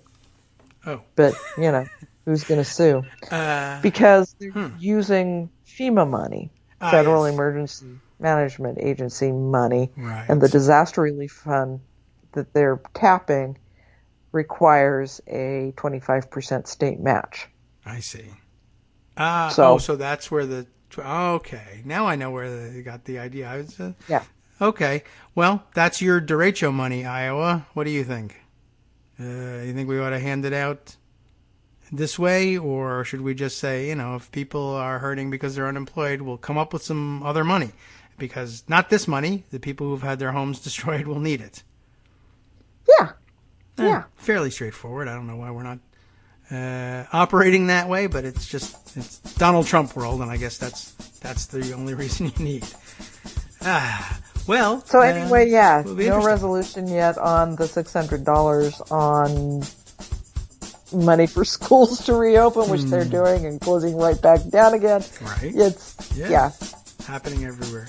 Okay. I wanted to have something uplifting to say today, but that's not really possible. But we leave that to the convention here. I still have something uplifting to say. And watch Michelle Obama. That is uplifting. That. There you go. We'll end on that up note. Thanks for coming by and discussing the weirdest possible things with us today.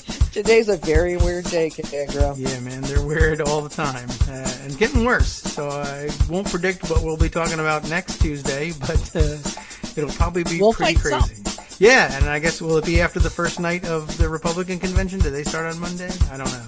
Who cares? We'll find out. All right, thanks. We'll check in with you then, and things will only have gotten weirder by then. That's my guess. Probably yours too. It's a good guess. Talk to you next week. All right, take care. And it's time now for us to turn things over for the West Coast Cookbook and Speakeasy. Justice Putnam will be rounding up probably all of those really important stories from around the country and around the world that we ignored in favor of Monsters, Inc. for some reason. From Daily Kos Radio on netrootsradio.com. You have been listening to the Kagro in the Morning Show with David Waldman. All right, well, here's something. The school's set to reopen. A horrifying data glitch skews key Iowa coronavirus metrics and downplays the pandemic's severity. We'll be looking into what that's all about. I'm going to stay tuned for that one. That one I want to watch. Not a good time for this. Not a good time for Iowa. Too bad. Good luck there, folks. See you tomorrow.